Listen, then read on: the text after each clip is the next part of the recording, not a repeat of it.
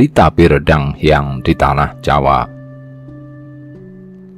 Masyarakat Jawa sudah mengenal suatu kekuatan yang maha dengan nama Dang Hyang jauh sebelum agama masuk ke tanah Jawa, dan sampai ke tradisi saat ini yang dikenal dengan Dang Hyang, yang merupakan misteri dan rahasia tak kasat mata.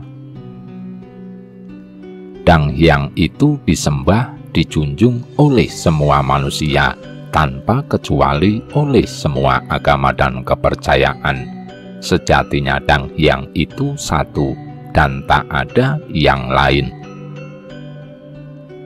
Yang membedakannya hanya cara menyembah dan memujianya, dan kosakata dalam menyebutnya, di mana hal tersebut terjadi karena munculnya agama dan kebudayaan dari zaman, waktu, atau bangsa yang berbeda-beda.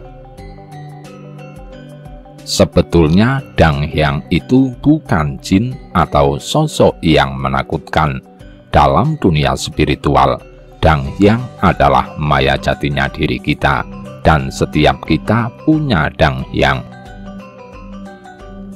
Kata Dang mempunyai arti mengawasi, mengasuh, momong, yang bermakna mengku atau semacam kekuasaan dengan segala sesuatunya.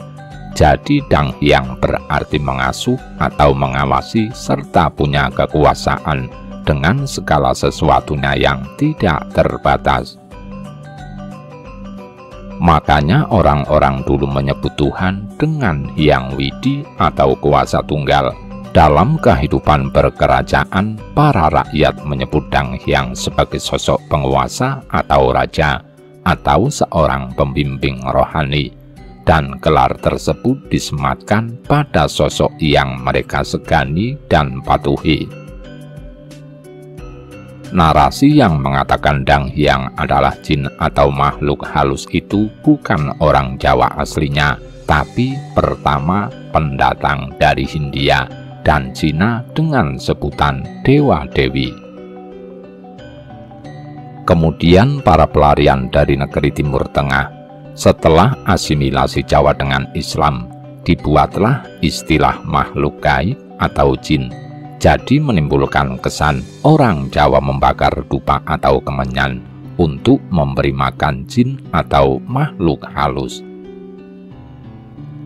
Padahal mereka melakukan hal tersebut untuk maya jatinya sendiri, sang pamomongnya sendiri, atau Tuhannya sendiri. Jadi Dang Hyang menurut orang Jawa kuno adalah Tuhan yang tak kasat mata. Mereka sangat meyakini Dang Hyang karena belum mengenal istilah modern yang biasa disebut Tuhan. Hyang dikenal dalam bahasa Melayu, Kawi, Jawa, Sunda, dan Bali adalah suatu keberadaan spiritual tak kasat mata yang memiliki kekuatan supranatural yang terdapat dalam mitologi Indonesia kuno. Keberadaan spiritual ini dapat bersifat ilahiyah atau roh leluhur. Pemuliaan kepada entitas spiritual ini dapat ditemukan dalam ajaran Sunda Wiwitan, Kejawen, dan Hindu Bali. Kini dalam bahasa Indonesia, istilah ini cenderung disamakan dengan dewa, dewata atau Tuhan. Tempat para hyang bersemayam disebut kahyangan, yang kini disamakan dengan konsep surga. Dalam spiritualisme ajaran Hindu Bali, hyang digambarkan sebagai eksistensi spiritual yang mulia, yang patut mendapat penghormatan khusus. Hyang umumnya digambarkan sebagai bentuk pribadi yang sakral dan bercahaya. Ini adalah nama untuk eksistensi spiritual yang memiliki kekuatan gaib, digambarkan seperti matahari dalam mimpi. Kedatangannya dalam kehidupan seseorang memberikan kepuasan dan kebahagiaan tanpa jeda untuk waktu yang lama, yang tidak bisa dibedakan antara mimpi dan kenyataan. Orang Indonesia pada umumnya mengakui istilah ini untuk merujuk kepada penyebab keindahan, penyebab semua keberadaan atau pencipta, atau untuk menyebut Tuhan. Dalam ajaran spiritualisme Jawa, konsep Tuhan yang Maha Esa digambarkan sebagai Sang Hyang Tunggal atau Sang Hyang Wenang. Raden Ngabei Ronggowarsito dalam bukunya Paramayoga merinci sebutan bagi sesembahan Jawa, antara lain Sang Hyang Sukma Kawekas, Sang Hyang Sukma Wisesa, Sang Hyang Amur Bengrat, Sang Hyang Sidem Permanem, Sang Hyang Mahaluhur, Sang Hyang Wisesaning Tunggal, Sang Hyang Wenanging Jagat, Sang Hyang Mahatinggi, Sang Hyang Manon, Sang Hyang Mahasidi, Sang Hyang Warmana, Sang Hyang Atmaweda, dan sebagainya. Istilah yang kini lebih sering dihubungkan dengan ajaran Hindu Dharma yang berkembang di Jawa kuno dan Bali, tetapi sesungguhnya kata ini memiliki akar yang lebih tua, yakni kepercayaan animisme dan dinamisme asli masyarakat Austronesia yang memuliakan roh nenek moyang dan roh kekuatan alam yang menghuni pohon, batu, hutan, gunung, atau tempat-tempat tertentu. Konsep yang berasal dari sistem kepercayaan masyarakat Indonesia asli, bukan berasal dari konsep spiritual Hindu-Buddha India. Masyarakat di Kepulauan Nusantara sebelum masuknya ajaran Hindu, Buddha, dan Islam percaya akan keberadaan suatu entitas tak kasat mata yang memiliki kekuatan gaib yang dapat mengakibatkan hal baik maupun buruk dalam kehidupan manusia. Mereka juga percaya bahwa roh leluhur yang sudah meninggal tidak menghilang dan pergi begitu saja, tetapi turut berperan serta dan mempengaruhi kehidupan keturunannya yang masih hidup. Leluhur yang sudah meninggal dianggap memiliki kekuatan supranatural yang mendekati kekuatan para dewa. Karena itulah pemuliaan terhadap leluhur menjadi unsur penting dalam kepercayaan masyarakat asli Indonesia, seperti ditemukan dalam sistem kepercayaan suku Nias, Dayak, Toraja, suku-suku di Papua, dan berbagai suku lainnya di Indonesia. Pada masyarakat Sunda, Jawa, dan Bali kuno, kekuatan alam tak kasat mata dan roh leluhur ini diidentifikasi sebagai yang. Roh leluhur ini menghuni tempat-tempat yang tinggi seperti gunung dan bukit. Tempat-tempat ini disucikan dan dimuliakan sebagai tempat jiwa leluhur bersemayam. Beberapa prasasti Indonesia kuno yang berasal dari periode Hindu-Buddha abad ke-8 hingga ke-15 menyebutkan istilah yang baik sebagai nama tempat suci atau nama dewa yang dipuja di candi itu. Dalam bahasa Sunda, istilah ngahyang berarti menghilang atau tak terlihat. Diduga kata ini memiliki kaitan kebahasaan dengan kata hilang dalam bahasa Melayu atau bahasa Indonesia.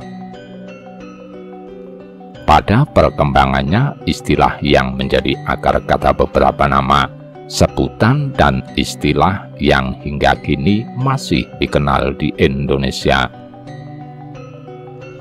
Gelar jika disandingkan dengan kata panggil atau sebutan sang, dang, ra, menjadi kata sang hyang, dang hyang, atau rahyang. Kata ini menjadi sebutan kehormatan untuk memuliakan dewa atau leluhur yang sudah meninggal. Sebagai contoh, kata Sang Hyang Sripo Haji atau Sang Hyang Widi merujuk kepada dewa-dewi, sedangkan gelaran Rahyang Dewa Niskala merujuk pada nama seorang raja kerajaan Sunda yang telah meninggal. Di samping itu, istilah Dang Hyang atau Danyang merujuk pada roh-roh penunggu tempat-tempat tertentu. Nama raja pendiri kemaharajaan Sriwijaya, Dapunta Hyang Srijayanasa, juga mengandung nama Hyang, yang menunjukkan bahwa ia memiliki kekuatan adikodrati. Tempat, ranah tempat para Hyang bersemayam disebut kahyangan, yang dibentuk dari susunan kata kahyangan. Kini kahyangan diidentikan dengan surga. Karena adanya kepercayaan bahwa Hyang menghuni tempat-tempat yang tinggi, maka wilayah pegunungan kerap kali dianggap sebagai tempat Hyang bersemayam. Nama tempat seperti Parahyangan merujuk pada jajaran pegunungan di Jawa Barat, berasal dari gabungan kata Parahyangan. Para menunjukkan bentuk jamak, sedangkan akhiran an menunjukkan tempat. Jadi Parahyangan berarti tempat para Hyang bersemayam. Kata Parahyangan juga dikenal sebagai salah satu jenis pura Hindu Bali. Pura Parahyangan adalah pura yang terletak di pegunungan, sebagai sandingan pura Segara yang terletak di tepi laut. Pegunungan Dieng di Jawa Tengah juga memiliki akar kata Dihyang, yang juga berarti tempat Hyang. Begitu pula pegunungan Hyang Argapura di Jawa Timur. Kerja. Kata sembahyang dalam bahasa Indonesia kini disamakan dengan kegiatan ibadah atau salat dalam agama Islam. Sesungguhnya istilah ini memiliki akar kata sembahyang yang berarti menyembah Hyang. Tari Bali yang sakral Sang Hyang Dedari menampilkan gadis muda yang kerasukan Hyang. Konsep Hyang bagi beberapa agama di Indonesia dapat disimpulkan sebagai berikut. Kapitayan ialah Sang Hyang Taya, Tuhan yang Maha Esa yang tidak dapat dirupa, namun bisa dirasa dan dinyata. Hindu ialah Sang Hyang Widi, Tuhan yang Maha Esa, sumber dharma yang dibawa dewa-dewa. Buddha ialah Sang Hyang Adi Buddha, hukum alam yang terus ada, Tuhan yang tidak dapat dirupa, di mana dhammanya ditemukan oleh Buddha Gautama. Islam sesuai ajaran Sunan Kalijaga, Sang Hyang adalah leluhur orang Nusantara dari kata Sang Hyang Adam, Sang Hyang Esis, Sang Hyang Jawana, Sang Hyang Jawit, Sang Hyang Wanu, Sang Hyang Batara Guru, Sang Hyang Ismaya, Sang Hyang Batara Wisnu, dan lain seterusnya, sampai orang tua yang sudah meninggal dipersonifikasi sebagai entitas tunggal Sang Hyang. Sebelum awal perhitungan Masehi telah ada satu keyakinan keesaan Tuhan di Jawa. Para leluhur orang Jawa sudah menyadari bahwa keyakinan untuk dipercaya dan dijalankan ajarannya bukan menjadi bahan perdebatan atau sebagai sumber pertikaian dan perang. Karenanya mereka sudah membekali diri dengan pengetahuan tentang zat tertinggi dan bagaimana menemukannya. Orang Jawa telah percaya keberadaan suatu entitas tidak kasat mata, namun memiliki kekuatan adikodrati yang menyebabkan kebaikan dan keburukan dalam kehidupan manusia. Mereka tidak pernah menyembah selain Tuhan, karenanya mereka tidak menyembah dewa atau batara yang diyakini sebagai makhluk Tuhan. Mereka hanya menyembah Tuhan yang disebut Sang Hyang Taya. Pada masa itu orang Jawa belum memiliki kitab suci, tetapi mereka telah memiliki bahasa sandi yang disimbolkan atau disiratkan dalam semua sendi kehidupan dan mempercayai ajaran yang tertuang di dalamnya tanpa mengalami perubahan karena memiliki aturan baku. Kesemuanya merupakan ajaran yang tersirat untuk membentuk laku utama, yaitu tata krama atau aturan hidup yang luhur, serta menjadikan orang Jawa sebagai sosok anjawani atau berkepribadian orang Jawa. Orang Jawa yang memahami etika senantiasa menerima ajaran agama yang dibawa oleh kaum migran Hindu, Buddha, Islam, Nasrani, dan lainnya selama memiliki sama dengan ujung monoteisme. Karenanya banyak agama yang dibawa kaum migran memilih basis dakwahnya dari Jawa. Leluhur orang Jawa selalu melihat bahwa agama sebagai seperangkat cara pandang dan nilai-nilai yang disertai dengan sejumlah laku. Ajaran mereka tidak terpaku pada aturan ketat dan menekankan pada konsep keseimbangan.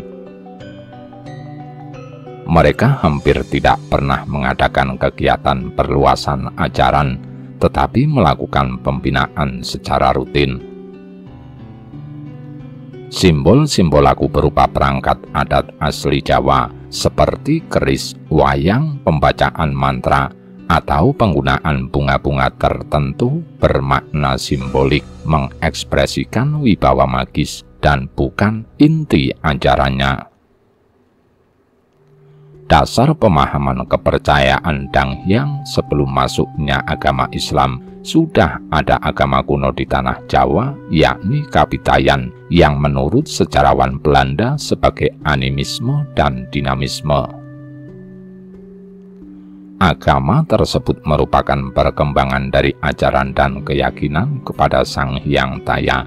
Sang Hyang Taya yang menjadi pujaan para penganut Kapitayan tersebut memiliki makna hampa atau kosong. Orang Jawa mendefinisikan Sang Hyang Taya dalam satu kalimat tan kena kinoyongopo, tidak bisa digambarkan seperti apapun.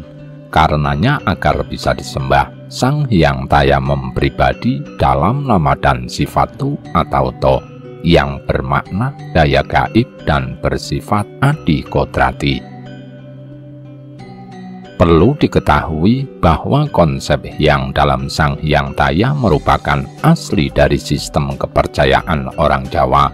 Dalam bahasa Melayu, Kawi, Jawa, Sunda, atau Bali, kata Hyang dimaknai sebagai keberadaan kekuatan adikodrati yang bersifat supranatural.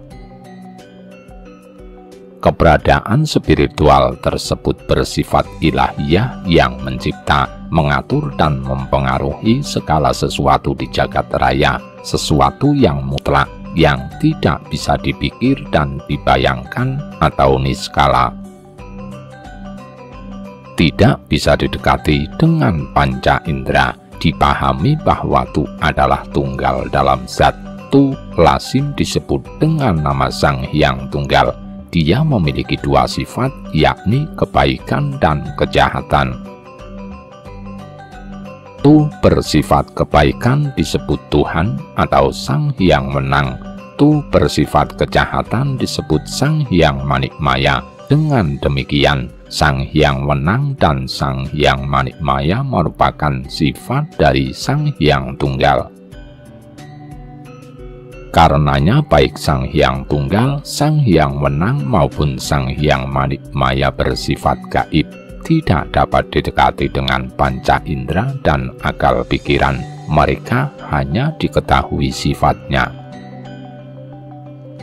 Karena Sang Hyang Tunggal yang memiliki dua sifat paradok merupakan zat gaib, maka untuk memujanya dibutuhkan sarana-sarana yang bisa didekati panca indera dan alam pikiran manusia. Fakta ini yang menjadikan ajaran Kapitayan sebagai kekuatan gaib dari pribadi tunggal Sang Hyang Taya yang tersembunyi di dalam segala sesuatu bermakna tu atau to.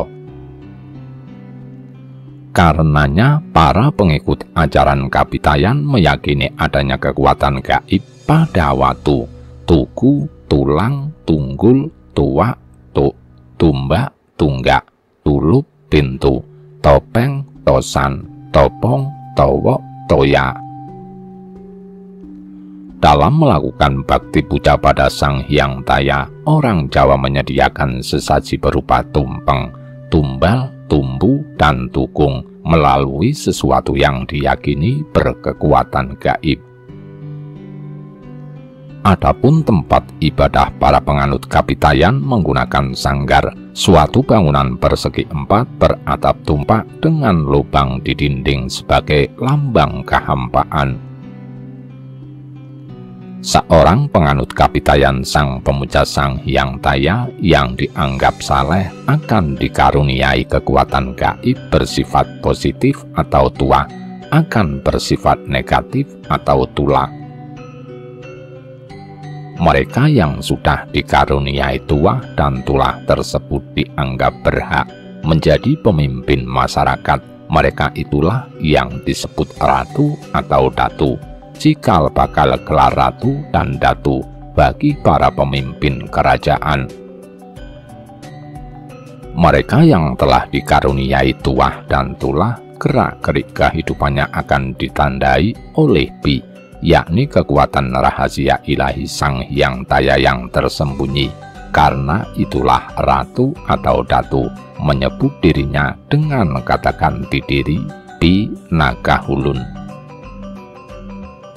Gerak-gerik kehidupan ratu atau datu senantiasa ditandai dengan pi. Misal berbicara disebut pidato, jika mendengar disebut piharsa, jika mengajar pengetahuan disebut piwulang, jika memberi petuah disebut pitutur, jika memberi petunjuk disebut pituduh, jika menghukum disebut pidana, jika memberi keteguhan disebut piandel, jika menyediakan sesaji untuk arwah leluhur disebut pita puja, jika memancarkan kekuatan disebut bideksa, jika meninggal dunia disebut pitara. Dengan prasyarat-prasyarat di muka, kedudukan ratu dan datu tidak bersifat kepewarisan mutlak, sebab seorang ratu atau datu dituntut keharusan secara fundamental untuk memiliki tuah dan tulah, dan tidak bisa diwariskan secara otomatis pada keturunannya. Seorang ratu harus berjuang keras untuk menunjukkan keunggulan tuah dan tulah, di mana ia mula-mula menjadi penguasa wilayah kecil yang disebut wisaya, penguasa wisaya disebut raka. Seorang raka yang mampu menundukkan kekuasaan raka-raka lain akan menduduki jabatan ratu. Dengan demikian, ratu adalah manusia yang telah teruji kemampuannya, baik dalam memimpin, mengatur strategi, maupun mengelola tuah dan tulah yang dimilikinya. Konsep kekuasaan ratu dan datu mirip dengan konsep king filosofernya Plato dari Yunani abad ketiga sebelum Masehi, atau mungkin Plato dengan bukunya Republik justru terinspirasi oleh ajaran Kapitayan. Konsep ini juga yang merupakan ruh dari konsep falsafah ideologi politik Pancasila, yakni sila keempat, kerakyatan yang dipimpin oleh hikmah kebijaksanaan dalam permusyawaratan perwakilan, serta sila pertama, ketuhanan yang Maha Esa.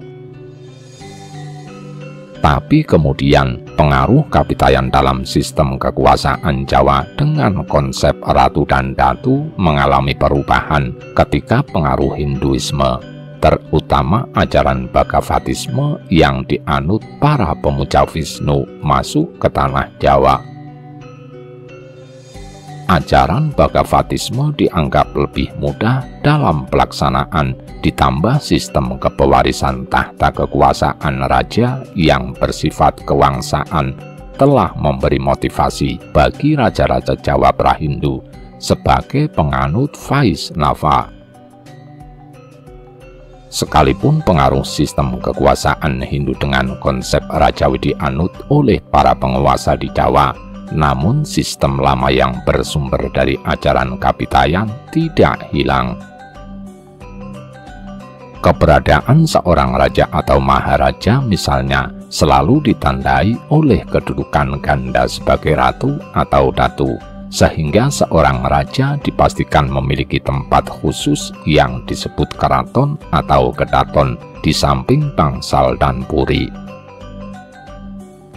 Selain itu, seorang raja selalu ditandai oleh kepemilikan atas benda-benda yang memiliki kekuatan gaib seperti watu, tunggul, tumbak, tulang, tosan, topong, toparem, towo, dan lain-lain, karena memang dulu sistem kekuasaan di Jawa mensyaratkan keberadaan ratu atau datu dengan benda-benda bertuah.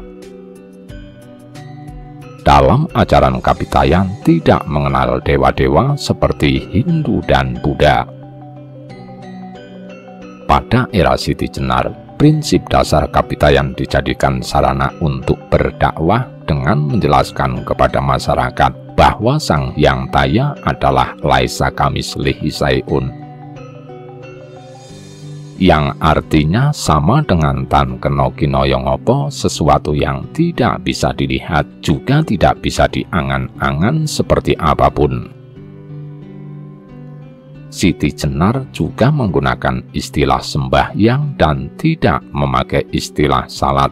Sembahyang adalah menyembah yang di mana disanggar, tapi bentuk sanggar Kapitayan diubah menjadi seperti langgar di desa yang ada mihrabnya. Dilengkapi beduk, ini pun merupakan adopsi Kapitayan tentang ajaran ibadah tidak makan dan tidak minum dari pagi hingga sore, tidak diistilahkan dengan saum karena masyarakat tidak mengerti, tapi menggunakan istilah upawasa kemudian menjadi puasa. Jangan harap bisa diterima oleh Kapitayan bila ada agama yang Tuhannya berwujud seperti manusia, karena alam bawah sadar mayoritas masyarakat Jawa akan menolak. Hindu pun ketika masuk ke Jawa juga diseleksi. Ajaran Hindu yang paling banyak pengikutnya waktu itu adalah Waisnawa, pemuja Wisnu.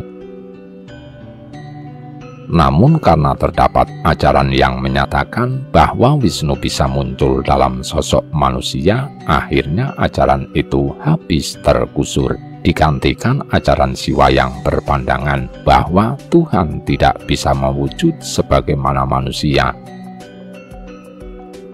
Dalam pemahaman orang Jawa, jagat cilik bersifat fisikal atau materi, sedangkan jagat gede bersifat metafisikal atau imateri.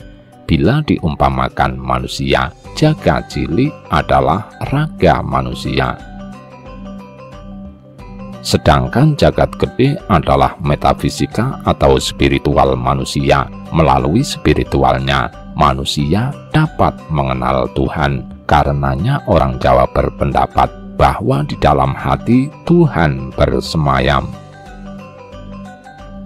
Agar hubungan antara manusia dengan Tuhan tetap dinamis, maka keduanya harus manunggal.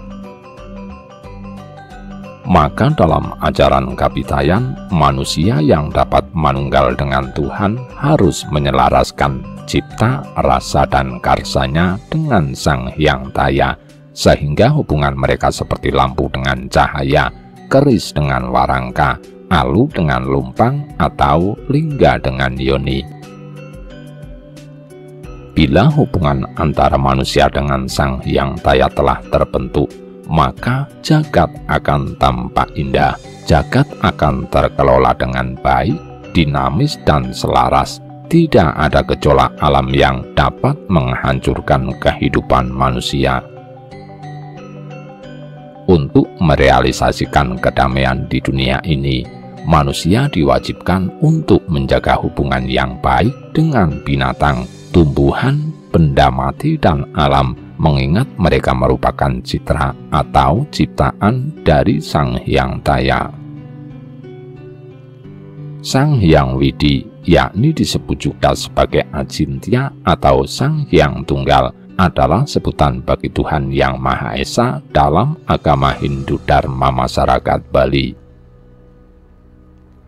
Dalam konsep Hinduisme, Sang Hyang Widi dikaitkan dengan konsep Brahman, Dalam bahasa Sanskerta, acintya memiliki arti dia yang tak terpikirkan, dia yang tak dapat dipahami, atau dia yang tak dapat dibayangkan. Sang Hyang Widi berasal dari akar kata sang, hyang, dan widi. Sang memiliki makna personalisasi atau identifikasi. Contoh penggunaan kata lainnya Sang Bayu, Sang Nyoman, Sang Raja, dan lain-lain. Yang terkait dengan keberadaan spiritual yang dimuliakan atau mendapatkan penghormatan yang khusus. Biasanya ini dikaitkan dengan wujud personal yang bercahaya dan suci, atau merupakan sebutan untuk keberadaan spiritual memiliki kekuatan supranatural, bagaikan matahari di dalam mimpi. Kedatangannya dalam hidup seseorang memberikan kesenangan tanpa jeda dalam waktu lama yang tak dapat dibedakan antara mimpi dan realita.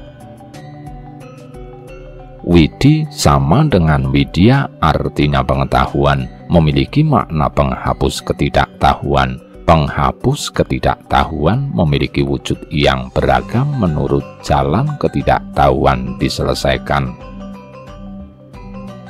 Wujud-wujud ini menjadi media bagaimana manusia dan ciptaan di jagat raya ini mengerti dan memahami diri dan lingkungannya.